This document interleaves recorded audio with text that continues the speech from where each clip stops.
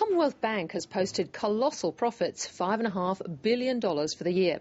But behind the stellar numbers, the country's biggest bank has seen a slowdown over the past 6 months as margins are squeezed.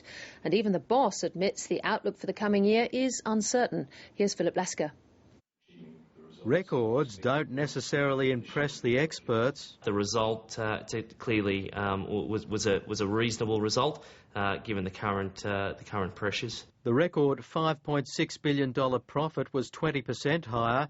It came courtesy of a 50% fall in bad debts to under $700 million and masked a 3% decline in second half earnings. Shareholders haven't been forgotten though. The final dividend was lifted 48% to $1.70. Bad debts weren't down across the board. CBA's Bank West business was hit with a 65% increase in impairment charges.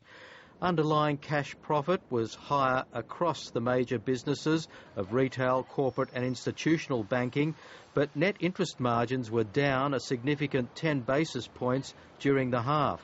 The bank says in the last 3 months, funding costs have gone up 32 basis points per annum, much more than the Reserve Bank's prediction of 3 basis points per annum. Theirs is, I'm sure, an accurate estimate.